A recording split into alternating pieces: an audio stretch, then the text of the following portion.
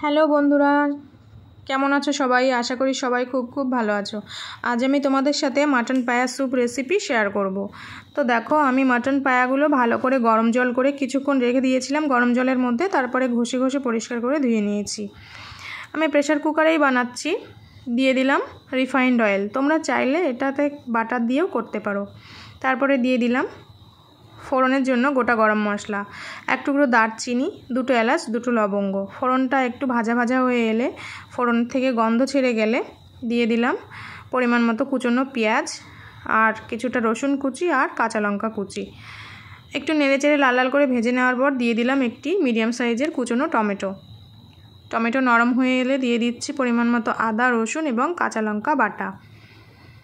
তারপরে দিয়ে দিলাম পরিমাণ মতো লবণ, হাফ টেবিল স্পুন হলুদ গুঁড়ো, হাফ টেবিল স্পুন জিরে গুঁড়ো। সামান্য জল অ্যাড করে মশলাটা ভালো করে কষিয়ে নিতে হবে। তারপরে আমি দিয়ে দিলাম কিছুটা ক্রাশ করা গোলমরিচ। তোমরা চাইলে গোলমরিচের গুঁড়ো এখানে ব্যবহার করতে পারো। দেখো, আমি মশলাটা ভালো করে কষিয়ে নিয়েছি। এবারে আমি মাটন পায়াগুলো অ্যাড করে দিলাম। কিছুক্ষণ নেড়েচেড়ে কষিয়ে নিতে হবে। সামান্য জল অ্যাড করে আমি ভালো করে মশলার সাথে কষিয়ে নেব। তারপরে আমি দিয়ে দিলাম কয়েক টুকরো গোটা আলু।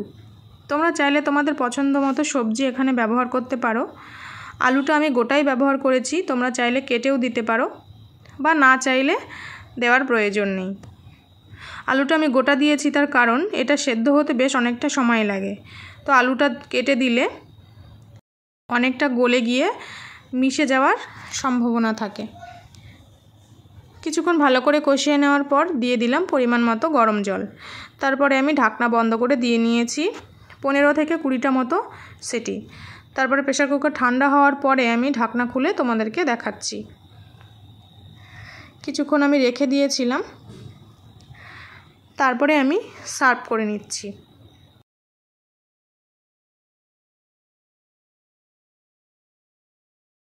ভিডিওটি কেমন লাগলো কমেন্ট করে জানিও। ভালো লাগলে লাইক শেয়ার করে দিও। যারা আমার চ্যানেলটিকে এখনও সাবস্ক্রাইব করোনি, সাবস্ক্রাইব করার জন্য অনুরোধ রইল। যারা ফেসবুক থেকে দেখছো তারা অবশ্যই ফলো করে দিও। আর বাড়িতে এভাবে ট্রাই করো, আমাকে কমেন্ট করে জানিও। দেখা হবে আরও একটি নতুন ভিডিওর সাথে। আজকের মতো চলে যাচ্ছি, টাটা।